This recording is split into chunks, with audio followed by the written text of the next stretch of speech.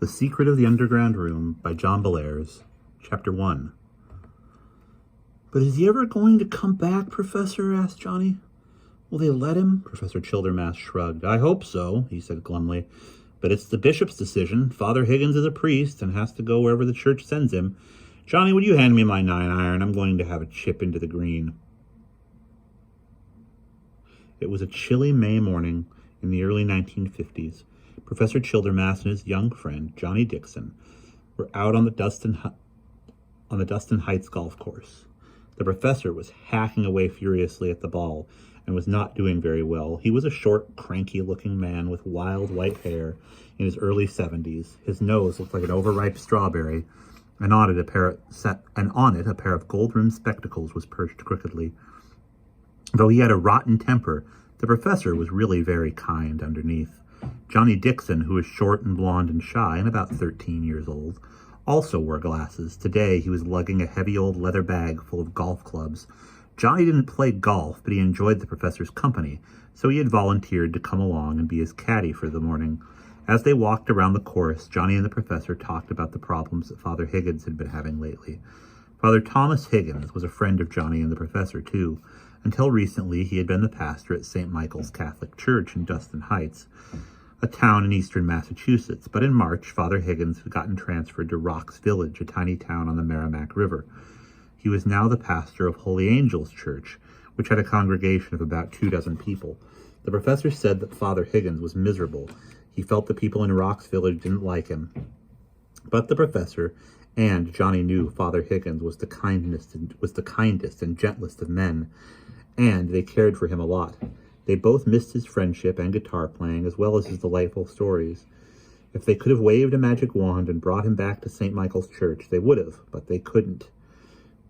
They could only talk and worry and wonder how he was. As Johnny watched, the professor lunged awkwardly at the ball. He hit it high into the air, and it landed on the green, but instead of staying there, it rolled off the far edge and landed in a sand trap. For a moment, the professor glared at the empty green. Then he sighed, dug his hand into his pants pocket, and pulled out another ball. With a flick of his hand, he spun the ball into the green and it rolled a few feet from the cup. "Everyone's entitled to a little cheating now and then," he murmured as he walked toward the green. "Otherwise, one might smash his clubs into kindling wood and then have to buy a new set." Johnny smiled wanly and nodded as the professor stepped up to the ball and began lining up his putt. In the middle of his fussing, the old man looked up suddenly. "By the way," he said slyly, "did Higgy tell you that he thinks there's a ghost in the house he's living in?" Johnny's mouth dropped open. "No," he said in a stunned voice. "I talked to him on the phone the other day, but he didn't say anything about that." The professor picked up the golf ball and studied it. "He probably didn't want to frighten you," he added thoughtfully. "It's an odd story, and I really don't know what to make of it, but, well, I think the whole thing ought to be looked into." After a short pause, the professor went into a pitcher's wind-up and heaved the golf ball into a distant clump of bushes. "Come on," he said, grabbing Johnny by the arm. "I've had enough of this idiotic game. I'll buy you a bottle of soda at the clubhouse, and then we can talk some more. How does that sound?" With a relieved sigh, Johnny said that sounded fine. At the clubhouse, Johnny guzzled orange soda while the professor talked about the ghost Father Higgins had seen one night. It was a young girl, and she was walking alone one of the side aisles of the church. She started up the steps to the organ loft, but then she vanished.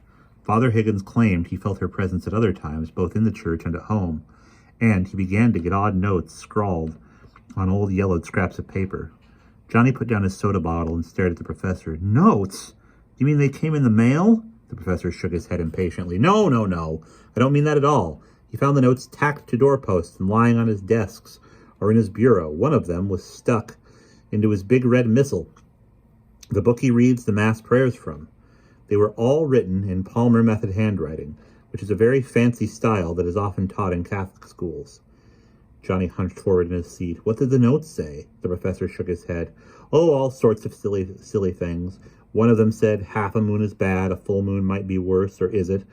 Make something of that if you can.' Another one said, 'Remember the funeral of King Charles I.'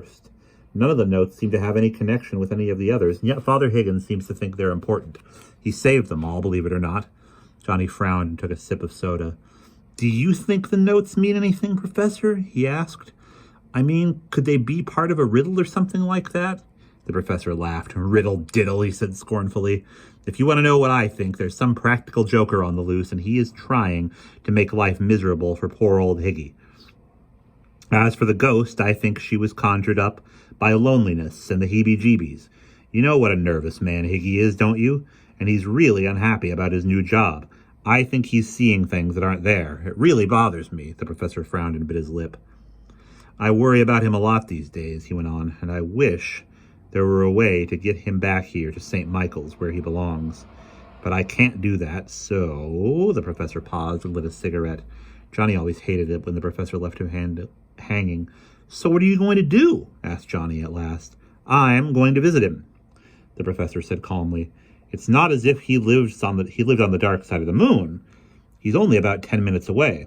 I would have gone long before this, but I had the feeling he didn't want company. At any rate, that was the impression I got from talking to him on the phone. Lately, however, he has seemed more open, so I'm going to charge on out there. I want to find out how he is, and I want to see if I can make any sense of this blithering nonsense about notes and ghosts. Would you care to come with me? Johnny nodded eagerly, and so it was decided. Next Saturday they would drive down to Rock's Village and try to cheer up Father Higgins. And we will pause there.